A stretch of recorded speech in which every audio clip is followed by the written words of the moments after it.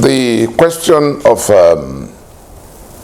crude oil, petroleum products, and the interface in the background for how products are made available to the populace. The kind of deals that are happening. Nigerians are going up and down thinking they have 3 million barrels of crude oil to sell every day. Sorry for you. The criminal enterprise you call your country has devised a way to deal with that product. The ownership is taken by virtue of the constitution, so it doesn't belong to you. It belongs to federal government in a situation where there's no federation. So that tells you that it's now an ownerless property that's been captured along with the state. There's state capture right now. There's state capture. And it's not by accident. Does anybody know the name of Nigeria's current petroleum minister? Does anybody know who the current petroleum minister of Nigeria is in Tinubu's administration? There could be minister of state for gas, minister of state for whatever. But the president is the substantive minister for petroleum, like his predecessor. So it's become a pattern from how it was from the days of Abacha that the president of Nigeria retains the portfolio of a minister of petroleum, such that there's an unholy trinity in which the president and commander-in-chief, crude oil theft, we've talked about it before, crude oil theft happens between the NNPC, the producing company. NNPC here at the topmost, the group managing director. The Navy that patrols the waters, because the vessels is not petrol, is not something you hide in an envelope or in the pocket of your suit. You have to bring ocean-going tanker. So there's no single vessel that come to take stolen petroleum products that the Navy does not know about, because the vessel had to sail in and sail out. There's no single vessel that sails in and sails out that the immigration does not know about, because they have to stamp in and stamp out the foreigners on those vessels. But back to where the buck stops. The president is the appointer. He is the one that appoints the head of NNPC. He is the one that is supposed to appoint the minister for petroleum. Between the head of NNPC and minister of petroleum, crude oil sales, and therefore theft and movement, lifting, all those things happen there. Oil swap for products. That's the level at which it's happening. Those who talk about subsidy and all of that, it is at that level. What is the quantity of crude that is being exchanged for what quantity of finished product? If you see the pricing structure, what figures are put for how the crude is sold and what the finished product is bought for, you weep for yourself. There's no tear left to shed for Nigeria. The criminal type, nobody weeps for Nigeria. Just you have to weep for yourself because of what will come to you and your children from that malfeasance. And so it is that same minister for petroleum that is commander-in-chief over the Navy that should have been. So the Navy is instructed to look away. That's why the Navy does not see the ships that sail in and sail out. Above all of that, many of us do not know that the people you call your government pre-sold, including the one that left to Dora, they pre-sold quantities of crude oil, large quantities of crude oil. What does it mean of pre-selling?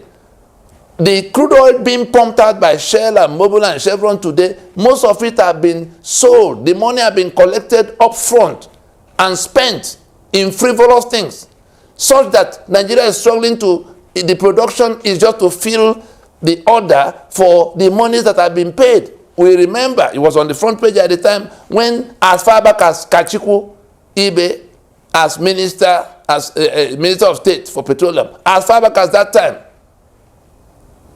On the front pages, was asking Buhari to take $15 billion that some Indian people are willing to pay, so that they can just take instead of going to look for where to borrow money, in addition to the much they had borrowed, they should just take money for crude oil from India and dedicate some production to so that's what there is such a recklessness at that topmost level that they are not accountable to you, and you think you have a country that is being managed by people who are accountable to you. It is that constitution that empowered them in that manner.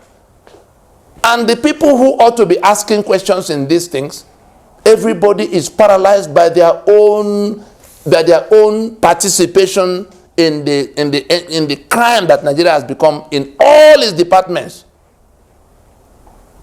But Ninas is going to tell you, Ninas is going to say those things that those who have soiled their hands and legs are not able to say. Your crude oil had been pre-sold, much of it, and so there's no income to be expected from current production in that manner. So when people say the NNPC did not remit, those who hang around the National Assembly talking trash day and night, investigating every day forever. What is the outcome of any of their numerous investigations? Where's the outcome? It's just a criminal enterprise that has now been taken over by hardened criminals, by kingpins, the types you call dons. If you do not step forward to take back your sovereignty, take back your country. Those who think that taking back their country is about going to coronate one candidate against the other. No, it's not about political party or who will become president. It is the constitution that took your sovereignty. It is the constitution that took your country. If you are ignorant about that or ignorant of that, and you are still thinking that taking back the country is to say, mandate recovery, which party will be in government house. You are ignorant, and your ignorance is the type that kills.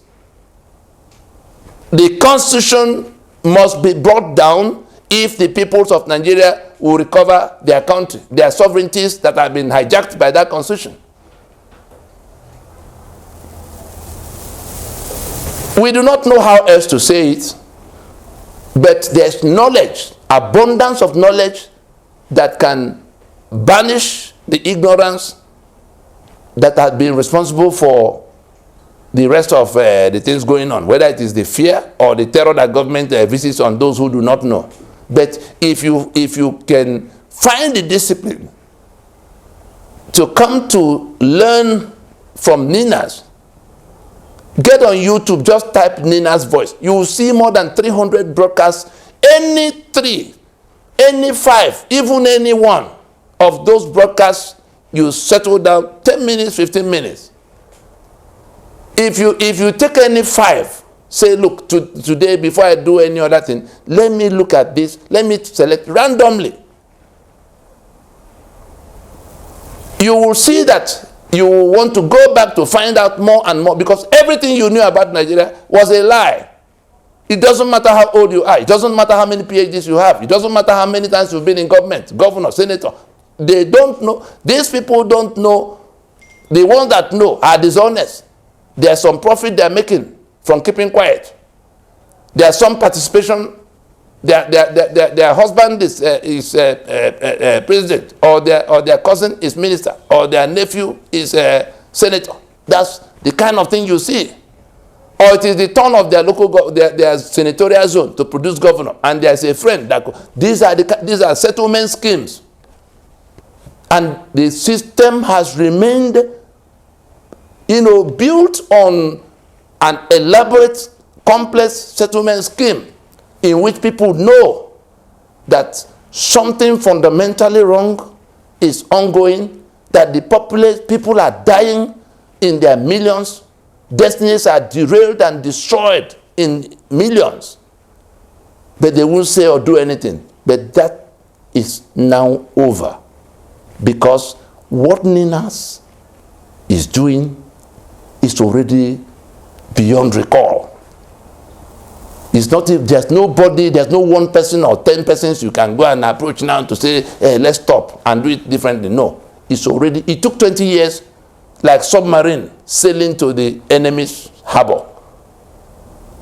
Where we are now is that that submarine has reached the harbor, alighted in an undefended harbor. There's nobody that's going to be able to stop the collapsing of that constitution that enabled this criminality. The only choice we have to make now is either we surrender, the system has to surrender unconditionally to the propositions of NINAS, the union reconstruction propositions for an orderly reworking, or get ready to be defeated comprehensively. We stop there.